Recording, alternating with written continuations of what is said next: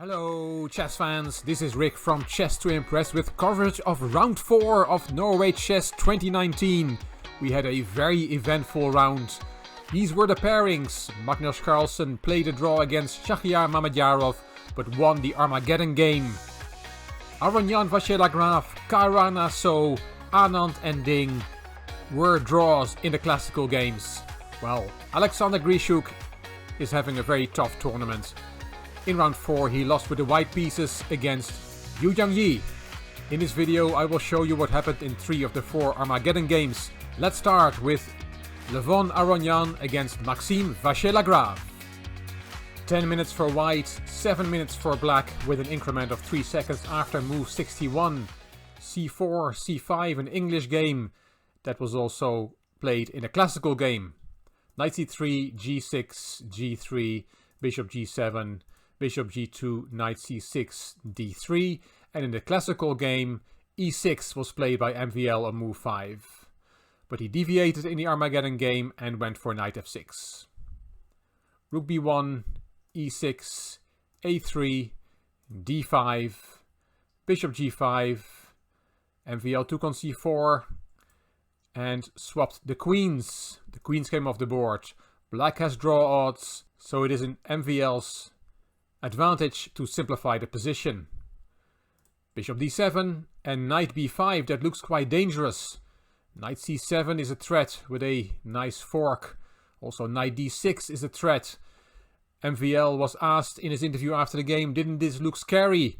And he said, I thought it was okay for me. White is not developed yet. Indeed, his king side is still at home. He played King E7. Knight D6, Aronian jumps into black's position, attacking the B7 pawn. H6 and Bishop F4. Maxime Vachier-Lagrave did not like this move from Aronian, as he now gets a pawn on G4, as we'll see, and that's paralyzing the knight on F3. Instead of Bishop F4, Aronian could have taken on F6, but then Bishop takes F6, and you can take on F7. Nice move, because if you take that piece, then Rook takes D7 check, wins the piece back, and White is better. But after Knight takes F7, hitting the Rook in the corner, there's Rook H F8. And then the Knight returns to D6, and then there is Bishop takes B2. And it is good for Black, as Judith Polgar put it, without the dark squared Bishop, White cannot dream of anything good. So he has to retain his dark squared Bishop, and as mentioned, he went to F4. But G5, Bishop E3, B6, making sure that pawn doesn't get captured by the knight. H4, and indeed that pawn is now on G4. And it's hard to see how this knight ever will get into the game. Aronian pushes on the queen side, B4. But now MVL made a very nice exchange sacrifice, very instructive. C takes B4, A takes, and he took on B4. Leaving the Rook emprise in the corner. Aronian took it. And why is this such a good exchange sacrifice? Well, because of the next few moves from Maxime Vachier-Lagrave. Knight C2 check, King D2, Knight takes E3, King takes, and now he took back on A8. MVL said, here I'm much better, and I played it safe with a draw in hand. Why is Black much better? Yes, he's in exchange down, but look at White's pieces. These are still at home, and Black's pieces are nicely coordinated. And he has a clear plan to start running with the A-pawn. F3 from Aronian, trying to develop his king side. Bishop C6, Knight B5, Knight D7, King F2, Knight E5, centralizing the knight, and Rook C1. That pawn was attacked, and Aronian is passively defending the pawn. Another sign that his position is not very good. And now MVL took on F3. He would never let the knight out of its cage unless he has a good reason to do so. And here he has a good reason. Knight takes F3, Bishop takes, E takes, and there is a fork, winning the exchange back with a winning endgame. And Black only needs a draw. King e3, knight takes, rook takes. Black has just an extra pawn in his endgame. No winning chances for white at all, but Aronian played on.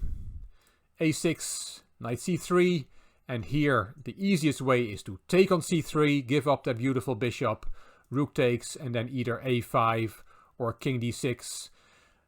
Maxime Vachier-Lagrave said in his interview after the game, "With the bishop I can never be worse, and I'm not going to blunder or fork." So he left the knight on the board. He did not take on c3. He's very confident not going to blunder or fork, even though he has so little time. I guess that's the difference between a top grandmaster and players like you and me. We do blunder forks. Rook c8 was played by Vachier-Lagrave. Knight e4, f5, kicking the knight back, and bishop e5, centralizing the bishop. Rook b1, you have to do something with white, but b5. There was a swap of the pawns, and if you take the pawn, then black takes on g3. Black is winning, or at least has a very good endgame. No winning chances for white. Aronian decided against that. He played g4, saving that pawn. Rook c3 check, king e2, and bishop f4.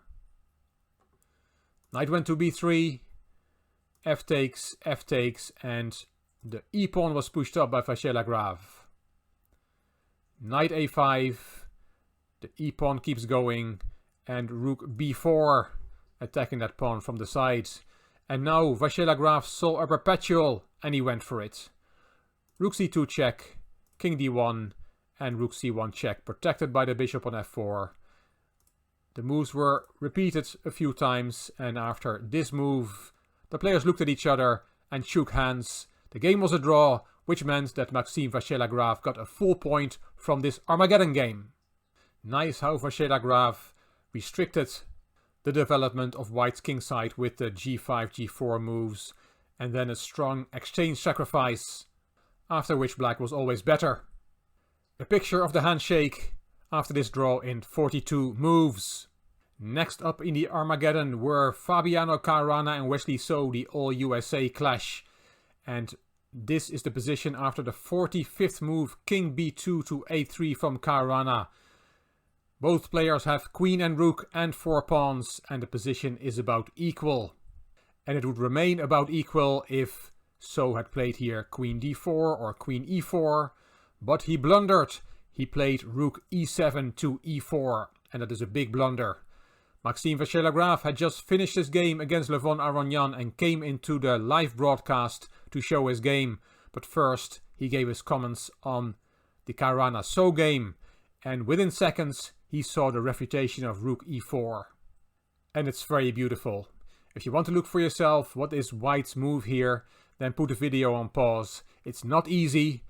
Yes, easy for Vachier-Lagrave, but Caruana did not find it. He played queen h3. The winning move for white here is the quite unbelievable queen c3 to e5. What is that? Just hanging the queen. It all has to do with the black king that has no squares. It's almost checkmated, and that's why this tactic is possible. The threat, white's threat, is queen b8. Then you can only interpose the queen, and that queen gets taken with checkmate. So that is white's threat, and you have to do something against that. Well, let's just take that queen. What happens after rook takes e5? Well, then we have c4 check. And the only legal move is queen takes, b takes check, and again the only legal move is king takes c4, and then we take the rook. F takes e5. The dust has settled, and we see that white just has an extra rook here. White wins. Okay, so we cannot take the queen with our rook. What if we take the queen with the queen? Well, we get the same thing. c4 check. We have to take that pawn. B takes c4 check, and we have to take again. F takes e5, and we have the same position. A rook up for white. Wonderful. Is there really nothing else after queen e5? No, there really is nothing else. What if we try queen d8 to cover the b8 square against a checkmate? Then there is queen takes e4. You have to take on f6, but then Queen b7 check, Queen b6, and look at this checkmate move. c4, checkmate, with a pawn. Beautiful. What a move, Queen e5. As said, Fabiano Caruana did not find it, and Maxime Vacher-Lagrave joked in the studio by saying, "Fabiano, I give free lessons if you want." This was the 46th move. As mentioned, Queen h3 was played by Caruana. The game went on for many more moves, and finally on move 71, the game ended in a draw in a simplified rook endgame. Wesley So had won this encounter. The moment of the handshake, you see that rook endgame on the board. White has an extra pawn on f7, but there's no way to make progress.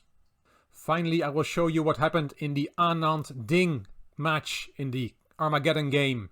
This is the position after the 18th move, Queen c2 to d2 from Anand. He's going to attack Ding's king. What strikes is the position of the black queen on a7, completely out of the game, and Anand smelled blood on the other side of the board. He mentioned afterwards that Queen b8 was an option to bring the queen back into the defense, but Ding played d5. And Anand went for it. Bishop takes h6. He said afterwards, "I don't know if it is good, but it doesn't matter. It's an Armageddon game. Let's get it over with." And that's the spirit. D takes e4 from Ding. Knight takes, and rook takes. Bishop d5, rook g4, the rook is also coming into the attack, and e4. Anand mentioned afterwards that he first calculated bishop c2, but decided on knight h4 instead. Both white bishops are hanging now. And Ding took the bishop on d3. Knight f5, all the pieces are going towards black's king. And here is actually black who is better, but Ding had to find the move, rook e2, and he did not find that move. After queen takes d3, the point is there is queen a6. Yes, the queen does take part in the game. It's offering a trade of queens, it's protecting the rook that way, and the only way the white queen can join the attack is through g3. Then black can cool-blooded take the bishop, and rook takes g6, f takes, queen takes check, king f8 is winning for black. White is a box of pieces down, and the queen and knight do not have enough firepower to checkmate the black king. Black has enough defenders around the king. So after the knight f5 move, rook e2 is a winning move for black. Ding played bishop e6 instead, and that is a losing move, because now there was bishop takes g7, protected by the knight, bishop takes f5, and the queen joins the attack. In the previous variation, the queen joined the attack on g3, but now on h6, and that makes a big difference. After f6, as Anand said, rook takes g6 wins. I will not show you the variations, but in the game, Ding played rook e6, and that loses. Anand immediately carried out the winning move. He also showed this variation. He could have played rook h4, but then black survives. Not with knight takes h4, because this is checkmate. But after rook h4, he has f6, queen a7 check, king f7, and the black king runs away. But as mentioned, after rook e6, Anand immediately played the winning move. Again, if you want to look for yourself, put the video on pause. The winning move that Anand played immediately is bishop h8. The knight cannot take the bishop as it's pinned to the rook, and there's really nothing to do against queen g7 checkmate. What an attack from Viswanathan Anand, the 15th world champion, checkmating his opponents in 27 moves. And Ding was so dejected that he could not give a firm handshake nor look his opponent in the eyes when he resigned. So these are the complete results for round 4. 4 draws in the classical games and a win for white from Yu Yangyi. In the Armageddon, 2 wins for white and 2 wins for black. Both Vacher-Lagrave and Wesley So managed to draw with the black pieces. That leads to the following standings after round 4. Carlsen leads the way with 6.5 points. So has 5.5. Yu has 5. Ding and Aronian share 4th place on 4.5. Mamadjarov has 4. Anand is climbing up the ladder, 3.5. Caruana has 3 points, Vasyl Graf 2.5. And poor Alexander Grishuk only managed 2 draws in 2 classical games. Round 5 will be played on Sunday the 9th of June, and these are the pairings: Mamadjarov Grishuk, Ding Aronian, Vasyl Graf Carlsen, So Anand and Yu Caruana. I will be here after the round to tell you what happened. Hope you enjoyed the coverage of round 4. If you did, please give this video the thumbs up and please subscribe to the Chess to Impress channel. Please leave a comment, I will read them all and I will reply to them all. If you liked the video, it would be great if you could share it on social media by clicking the share button on YouTube. This is Rick for Chess to Impress. Thank you for watching.